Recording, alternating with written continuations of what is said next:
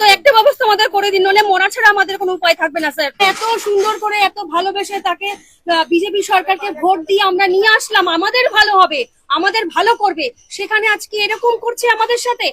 আমাদের একটা জায়গা করে দিক অন্তত, আমরা যাতে পেটে ভাত দিতে পারি। আমরা এতগুলো মানুষ কোথায় যাবে? বইয়ের দোকান, এই যে অনেক পরিচিত বইয়ের দোকান, দেখো ভেঙে ফেলা হয়েছে। এই যে দেখো, আমাদের সব শেষ হয়ে গেল, আমরা কি খাবো, আমরা কিভাবে চলবো, হ্যাঁ আমরা কিভাবে সংসার চালাবো আমরা কিন্তু জানি না।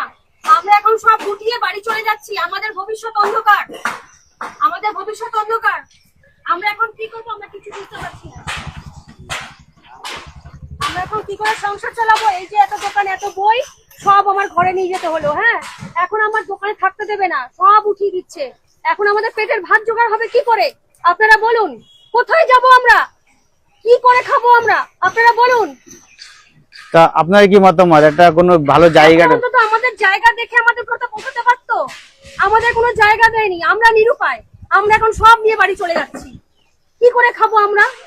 আমরা তো নতুন সরকারকে নিয়ে এসেছিলাম, ভালোবেসে নিয়ে এসেছিলাম, তাকে ভোট দিয়ে নিয়ে এসেছিলাম। এখন আমরা কি করবো, কোথায় যাব আমরা? আমাদের উপায়টা বলে দিন আপনারা। শুধু আপনার না, এরকম হাজার হাজার মানুষ, হাজার হাজার লোক দেখুন না, সব ভেঙে দিচ্ছে। কোথায় যাব আমরা, আপনারা বলুন। আমরা এখন খাবো কি করে, চলবো কি করে আমরা? আমাদের দুঃখ কে বুঝবে? কেউ কি বুঝছে আমাদের দুঃখ? দেখো বন্ধুরা, এই দিদিভাই কিন্তু অনেক দিন ধরে এইখানে এই দোকানের উপর সংসার, পুরো সংসারটা এই দোকানের উপর চলে, তাই তো? এই যে আমার দোকান, এই যে আমরা সব খুলে নিয়ে যাচ্ছি, সব বই খাতার দোকান ছিল সব খুলে নিয়ে যাচ্ছে। কিন্তু দিদির একটা আর্জি, যদি একটা জায়গা অন্তত দেওয়া যায়, জায়গা দিয়ে আমাদের একটা ছড়াতে পারতো, জায়গা না দিয়ে এখন নতুন সরকারকে আমরা এত ভালোবেসে নিয়ে আসলাম, তাকে তো নির্বাচিত সরকার, জনগণই তো নির্বাচন করেছে, তাহলে সরকারের দায়িত্ব কর্তব্য নেই জনগণের প্রতি কোনো? সেটা তো অবশ্যই। পেটে লাথি হচ্ছে, কোনো দায়িত্ব নেই সরকারের? অন্তত রেলের জায়গা যেটুকু লাগবে সেটুকু রেখে একটা লাইন বরাবর একটা কিছু দোকান করে দিয়ে কিংবা জায়গা দিয়ে, অবশ্যই উন্নয়ন দরকার।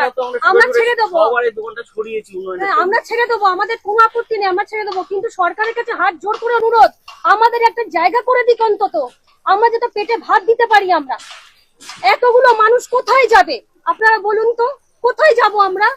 সব আজকে থেকে পুরো স্টপ হয়ে গেল কাজ করব, পুরো স্টপ। তাহলে আমরা এই যে ঘরে নিয়ে গেলাম মালপত্র, এখন যদি বিক্রি বাটা না হবে না আমরা জানি, কিন্তু খাবো কি আমরা? আমাদের সেইটুকু তো জোগাড় নেই। মাল রয়েছে, সেই মালগুলো তো ড্যামেজ হবে, পুরোটা ঘরে থেকে ড্যামেজ হবে, সব হবে, সব নষ্ট হয়ে যাবে।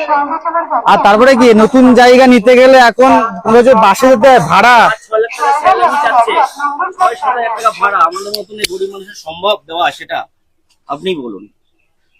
আমরা দিন আনি দিন খাই। সেটাই আমরা এত সুন্দর করে এত ভালোবেসে তাকে বিজেপি সরকারকে ভোট দিয়ে আমরা নিয়ে আসলাম, আমাদের ভালো হবে, আমাদের ভালো করবে, সেখানে আজকে এরকম করছে আমাদের সাথে। আমরা কোথায় যাব আপনারা বলুন তো? আমরা কি করে যাবো? আমরা ছেলে মেয়েদের পড়াশোনা করাবো কি করে?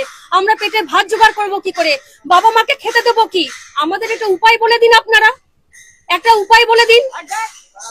কোনো কারোর কাছে এই অ্যান্সার আমাদের কাছেও নেই, তবু আর্জি জানাই যাতে এনার দাদাদের এই মানে সমস্ত যারা ব্যবসা করে খাচ্ছিল এতদিন ট্রেনে প্ল্যাটফর্মে, তাদের জন্য একটা ব্যবস্থা করা হোক। তাই আর্জি ভিডিওর মাধ্যমে জানালাম, আমাদের কিছু করণীয় নেই। স্যার আপনার কাছে অনুরোধ, আপনি প্রধানমন্ত্রী দেশের, আপনার কাছে অনুরোধ, এতগুলো মানুষের পেটে লাথি মারবেন না স্যার।